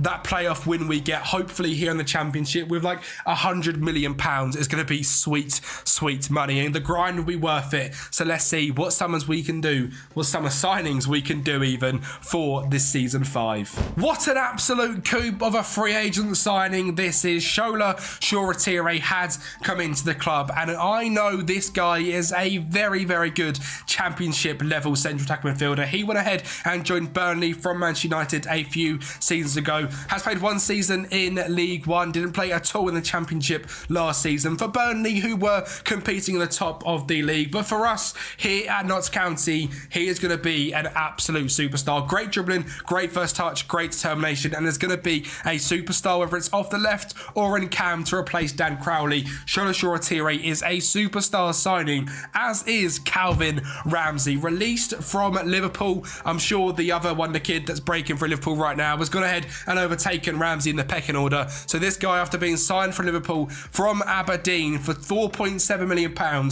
joins Notts County on a free signing. 16 determination, great pace, great acceleration, great crossing, great dribbling, and genuinely looks like he could be a very good Premier League right back, let alone Championship. He's extremely consistent. He loves big matches, and if we can steer clear of this injury proneness, he will be one of the best right backs we have here at the club for the whole of the rebuild. I have gone ahead and done some scouting in different nations as well, and as you guys know from the channel, I love going to Africa and picking up some wonder kids. So welcoming our brand new goalkeeper to replace Eddie Beach, Christopher Abubakar. This guy is 6 foot tall, but 20 determination, 16 natural fitness, decent enough goalkeeping stats. At just 19 years of age, has played 11 games professionally as a goalkeeper for Hearts of Oak over in Ghana, and we found him by seeing that he had youth appearances for Ghana, and that perked me up into thinking he could be a good enough goalkeeper. So we'll see this season. It's a bit of a risk bringing in someone like Boubacar, but I believe in him to be a hero. So he is going to be our starting goalkeeper, with Calvin Ramsey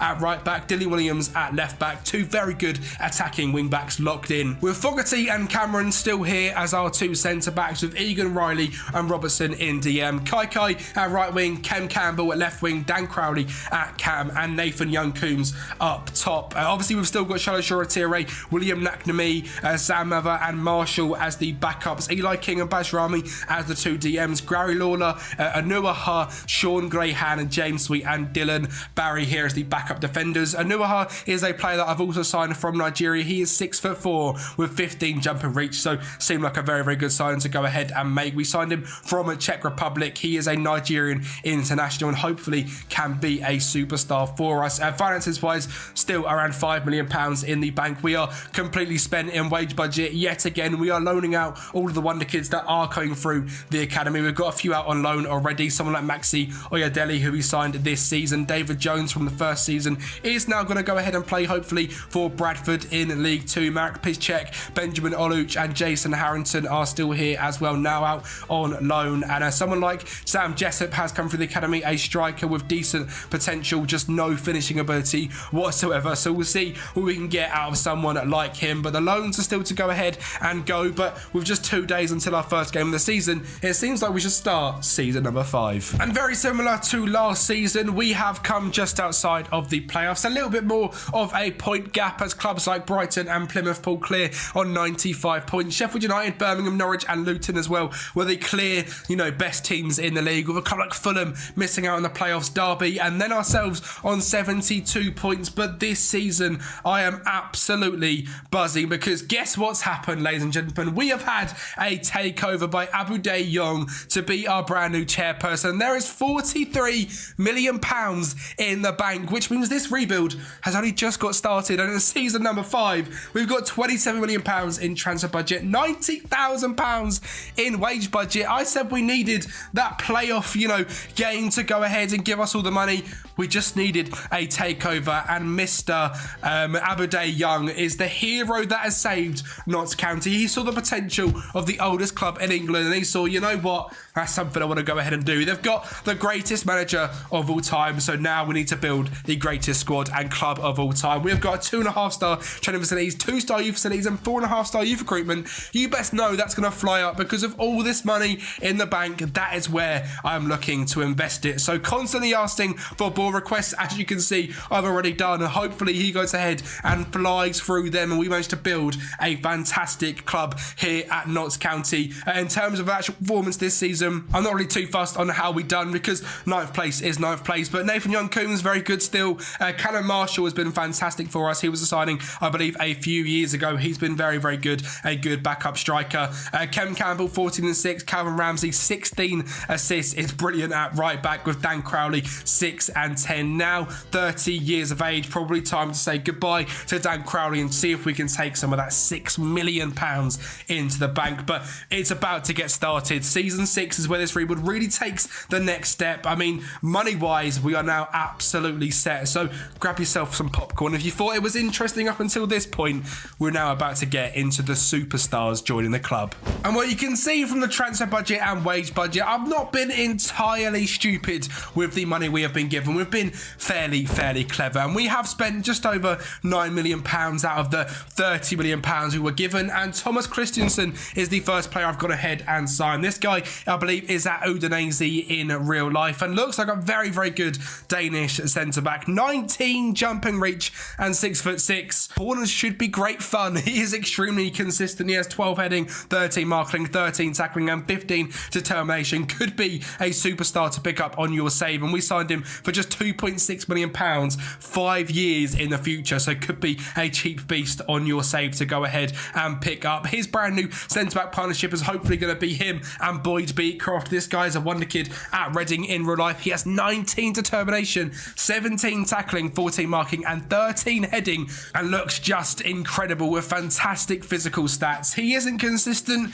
he doesn't like big matches, but next to someone like Christensen, I think he could be a superstar centre-back and, you know, progress onto a very high level. Darren Francois is our first regen we have signed. He started off at Leyton Orient. He went on loan to Kings Lynn, has then gone back to Leyton Orient, had a few decent seasons. We've picked him up for £1.7 million because he's got a fantastic pace, great natural fitness, great balance, 16 determination, 13 finishing, 14 composure at 19 years of age, and has a value of up to £12 million. And again, an absolute bargain and someone we could not pass up on. Our second Reading player that we have signed in this rebuild. We didn't sign him from Reading, but I know from my time managing Reading over on Twitch, Benji Purcell is a centre mid with very good potential, great determination, really well-rounded midfielder overall. As a Welsh under-21 international, we picked him up from Wrexham for £850,000, and for me, an absolute bargain. And again, trying to be clever, bring in young players which are going to progress with us, rather than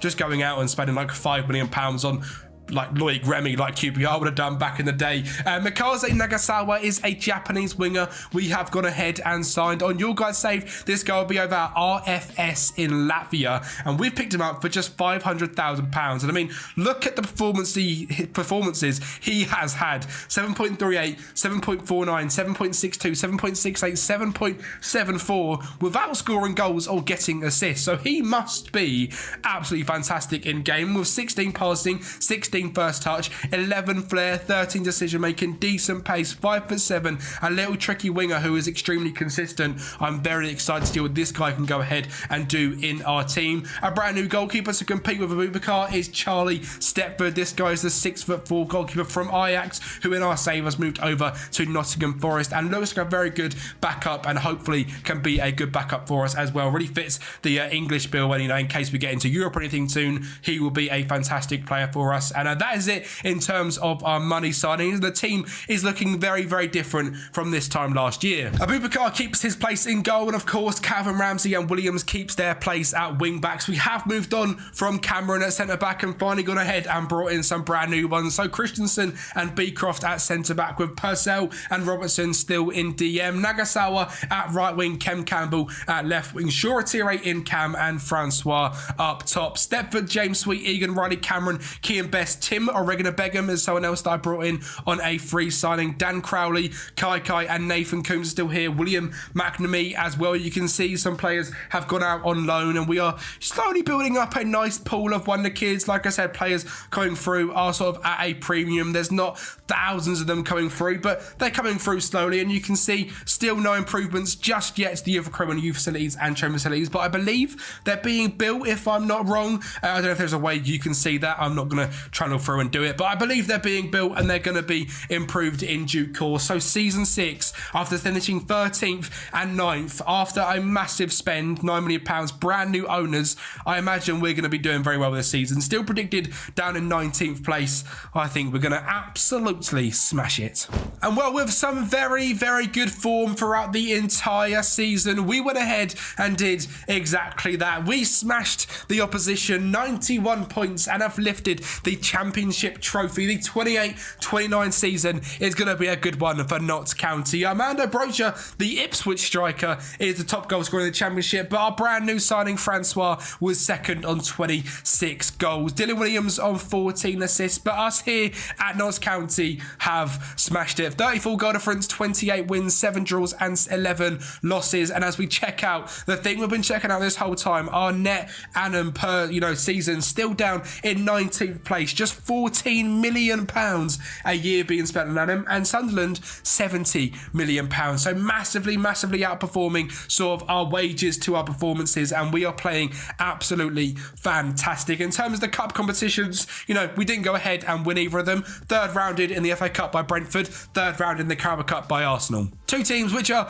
of course, better than us, but we get to play against next season in the Premier League with a mighty Notts County. It's taken us just 7 seasons to get there, so there is a chance that we could go ahead and win the Premier League by the end of this rebuild. You can see we have completed a lot of our improvements, 3.5-star training facilities and 4-star youth facilities now, with a 1 gold star in youth recruitment, finally moving away from that pesky silver stars. So we're doing very well in terms of our first requirement of building the actual club's facilities up massively as well. So I'm very happy with that one. Remember, second goal is to win the FA Cup, and the main goal is to hopefully win the Premier League by the end of this rebuild. Francois with 26 goals and assists was fantastic. Makazi Nagasawa, 10 goals and 10 assists, is someone you guys need to go and look at in your saves. Like I mentioned, over at Latvia for RFS. See if you find him, go ahead and pick him up. He's an absolute bargain and he's fantastic. Charles Joratire, 10 and 8. Kem Campbell, 10 and 8 as well. Christensen, 19 jump and reach, gets 8 goals, which is fantastic. Williams with 16 assists as well is absolutely brilliant. And Calvin Ramsey with 3 goals and 8 assists, also just as superb. And we have built a very strong side, and one I'm very happy with to go into the Premier League. Now, finances wise, we are still quite rich, £27 million to go ahead and spend, and £400,000 in wage budget, which would pretty much, treble our current wage budget, which is ridiculous if we go ahead and spend all that. You can see this season was quite an expensive one, but winning the championship, we should now be very rich. So strap yourselves in, because the signings are about to get mental. Season 7, let's see who we bring in. So we spent our whole £28 million, and 16 million of it was one Nathan Zeze. This guy is a fantastic young French centre-back, which again, you guys should be looking at on your saves. In the save, he starts at Nantes in France. He moves over to Fulham in this save, then went on loan to Borussia Dortmund and smashed it, and they spent £23 million to move back to Nice over in France. Didn't play too much and has now moved to us for £15 million. So he's played 44 games in his career and somehow mustered up a £59 million, transfer expenditure. He is worth 25 million. He is a 4.5-star current ability player, which just shows the level he is at compared to the rest of our squad. He is consistent. He looks absolutely fantastic, and I'm sure he is going to be a superstar for us. And we have brought in a brand new centre-back again to probably be a backup to where with him, Zeze will be a starter, be a backup to him is Abdallah Kamal from Egypt. Again, like I said, scouting in Africa is a massive thing I like to do. This guy is extremely consistent. He's 6'7" with 18 jumping reach, so him and Christensen, if they start together, could be a bit of a issue for other teams defending set pieces. He is fantastic, 19 determination and 18 bravery, as well as that incredible heading. So hopefully Abdullah Kamal should be fantastic. Just £2.5 million from Smua in Egypt after starting at El Raja.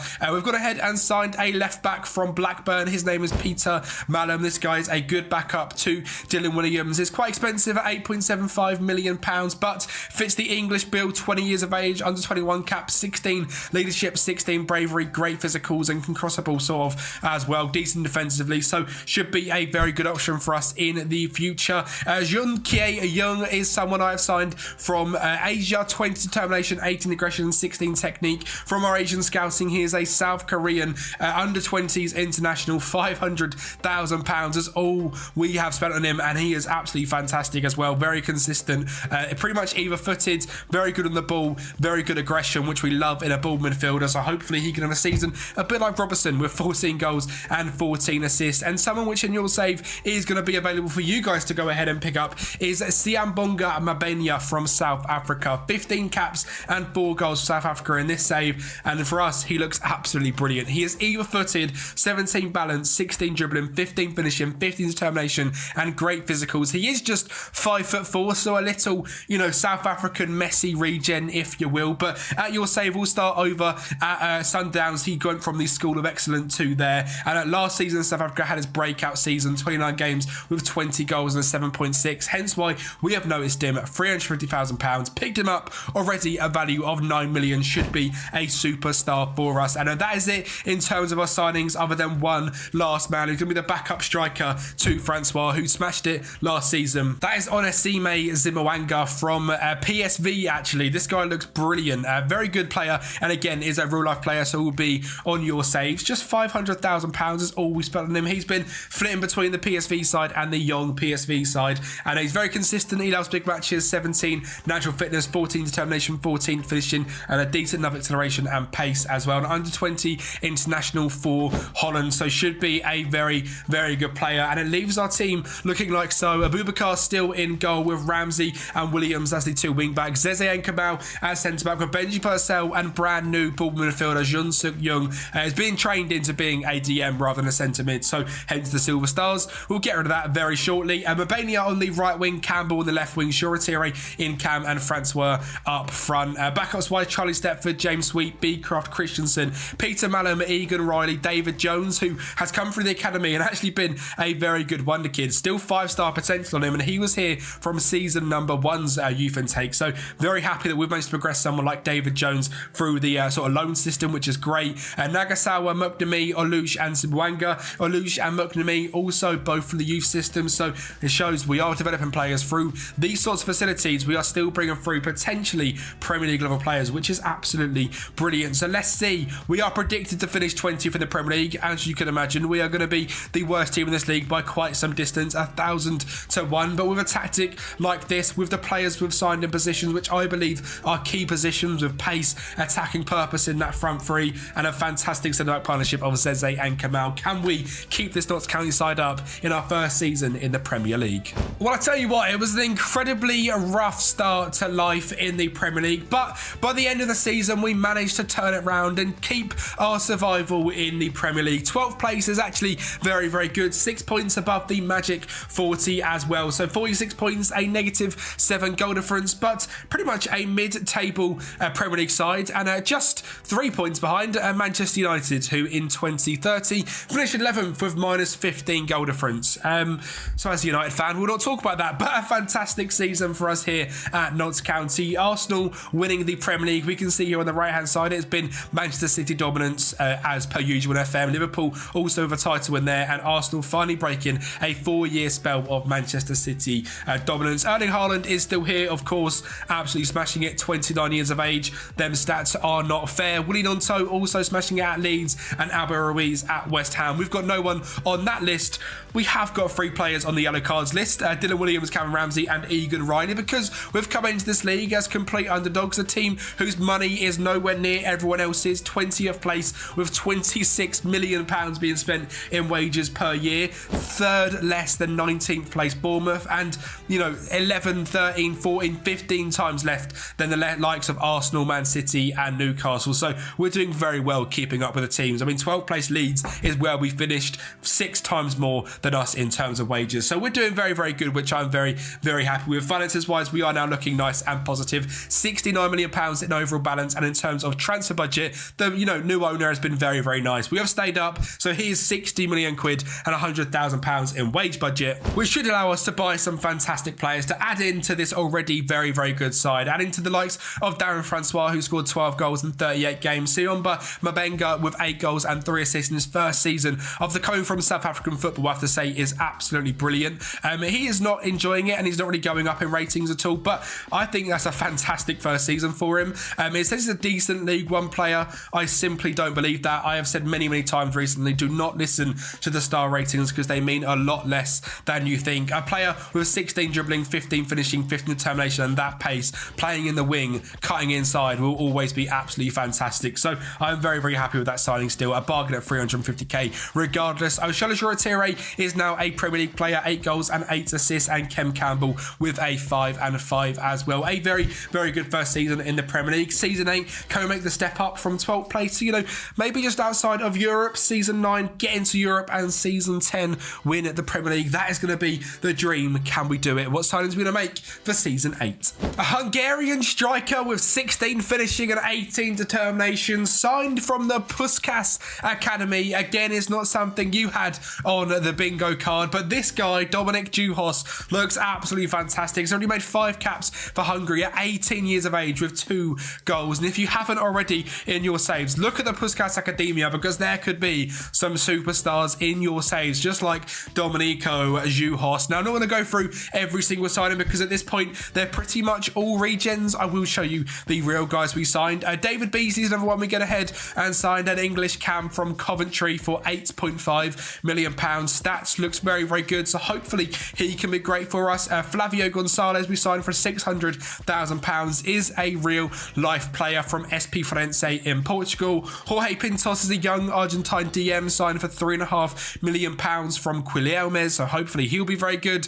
Aaron Stock Rydell was from RC Norgesland in Denmark. 16 dribbling, 16 flair, great agility, great pace, great determination. 5'9", very right-footed, but from the left-hand side cutting in, could be a superstar. And again, could be picked up on your saves as a real-life player. And the last one is Haruma Inyada to probably come in and replace Abubakar in goal and finish off that experiment. I mean, this guy was £4.1 million with a value now of 74 million. He loves big matches and is hopefully going to be a superstar. Is the Japanese #1 at just 22 years of age. The team is taken on leaps and bounds, but like I say, it is now pretty much full of regens with sprinkled in real players in there. So Inyada, Ramsey, Malum come out, and Zeze make up the back line with Jean CQ and Purcell in DM. Stock Rydell and Goncalves as the wingers, of Beasley in cam and Francois up top. Abubakar, Christensen, Beecroft, Williams, David Jones, Jorge Pintos, Mabena, William McNamee, Aluch, Juhos as the backup striker. Again, so many players here which are coming through the academy, which are all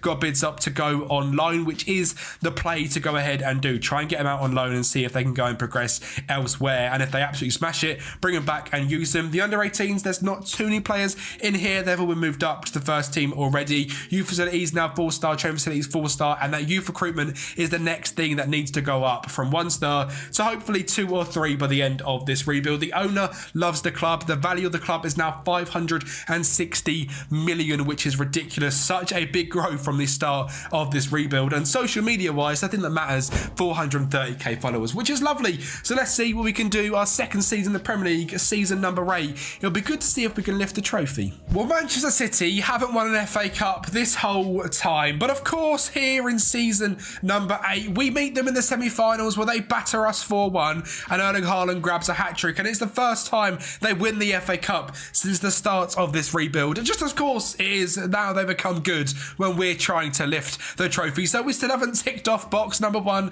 in this rebuild of winning the FA Cup, so that is still hopefully to come in this rebuild. The league was very, very similar to last season. Again, pretty much no threat of relegation, 48 points, a -6 goal difference, but I tell you what, we have massively improved as a team. The players we've been signing have been at the age of 18 to 23 for pretty much the whole of this rebuild, so our team is now looking very, very strong. If we look to sort of the report system and looking at the potential of them all as well, now a 23-year-old goalkeeper of a 4-star ability, 3.5-star, 3.5-star, 3.5-star, 3.5-star, 3.5-star, all under 30, 3-star, 5-star potential with our Puskas striker regen Dominic Juhos, who scored 13 goals in 32 starts in his first season in the Premier League, which is absolutely fantastic.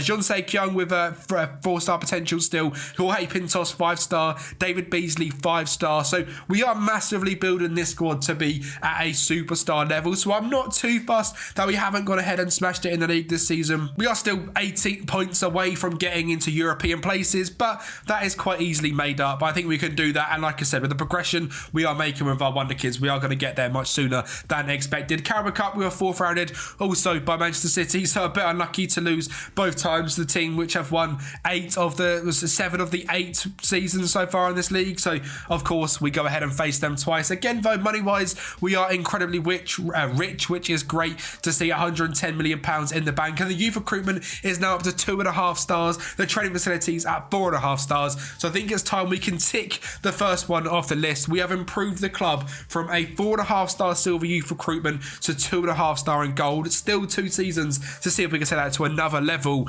Youth facilities were 1-star, now 4-star, and training facilities were 2-star, now 4.5-star, some of the best in the world. We're still at Meadow Lane, which is great as well. I don't really want to move from there, so good that we are keeping the same stadium. We have absolutely smashed it so far. A bit of a stagnant season in terms of our league position and finish, but as a club we are growing massively. Let's fire straight into it. Let's not waste any time. Season 9. Just 4 signings for this summer, and number 1 was Simon Roger Banza, a German international with 5-star potential, signed from Manchester City. I'm going ahead and I'm picking up their wonder kids because they keep beating us and we can not have that. He looks absolutely brilliant, very determined. Again, it'll be great for you guys on Patreon. Mr. Simon looks fantastic. Adrian Rodriguez is a winger I've signed from ATL Tucumán, I believe in Argentina. This guy was wanted with the likes of PSG, Manchester City, Liverpool, Manchester United, but picked Notts County because he knows we are going to be a fantastic side. £45 million in value. The plan is for him to play him on the wing and allow Junhos to keep that striker spot. He is very, very consistent. He looks absolutely fantastic and should hopefully go out there and absolutely smash him for us. A bargain of £7 million. Ronnie Octavio is a DM signed from Olympic Lyon. Again, a very, very good signing. Just 4-star potential, but 21 years of age with these sort of technical abilities, great physical stats, great mental stats, all in the blue apart from bravery. 6'2". He is a superstar. And the last signing is Damian Zalewski. He looks like a very good wing back, great determination, great pace, great marking, tackling and heading, and is just not 18 years of age. Signed from Everton to be a backup to Calvin Ramsey, who is still our starting right back with Malum at left back, Banza and Zeze at centre back, Inyada in goal, Octavia and Pintos in DM, Stoik Rydel in right wing, Rodriguez left wing, Beasley in cam, and Juhos up top. Abubakar, Zalewski, Kamal, Christensen, Williams, Purcell, Jonse Q, Olush, McNamee, Goncalves and Francois as our backups. We are a fantastic team. Let's get into it. Season 9. Can we finally lift the trophy? We didn't for Season 8. Surely, Season 9, we lift the trophy. 3 poxy points outside of Europe is incredibly frustrating. You know what? Without Brentford probably winning the Conference League and Everton winning a Carabao Cup or something, we probably would have been in Europe, because there's so many teams which are in Europe that we just deserve to be there. 58 points, a positive 8 goal difference. Rodriguez with 13 assists. Haaland, the robot, smashing it for Manchester City. And we couldn't catch a break in the Cups either. 5th round in the FA Cup by Liverpool, who ended up finishing in 7th. And semi-final in the Carabao Cup, which is the best we have done in this competition by far, by Arsenal, who of course went on to lose to Liverpool in the final. So still no competitions, no trophies won, apart from the Championship and League 2. And we're about to go in to season at number 10. I feel like we have not won the treble. We have not won the Premier League. We've not won the FA Cup. We've only ticked off building up the actual squad and the actual club so far off of our ticking at the 3. We've just got 1 season to go. Goals have been nicely shared out between the front 3. I mean, even Siambo Bunga and Bania has really progressed this season. Had 13 goals and 5 assists and 7.05 in the Premier League. A very good one for him. Darren Francois 13 and 4. Dominic Juhos with just 9 goals and 1 assist. And Rodriguez just 7 goals and 13 assists. Neither of them absolutely smashing it as I hoped they would. So a bit of a disappointing season in terms of sort of how the players have actually gone ahead and performed. But you know what? With the age profile of this squad, we've got one player at 30 who is a backup centre-back. These lot who are all fantastic at 27 and under. And from 26 and under, so much potential. I'm going to go ahead and not make a single signing for this summer. We've got £64 million in the bank. Not a lot of wage budget to move into. Finances-wise, we're at a steady £123 million.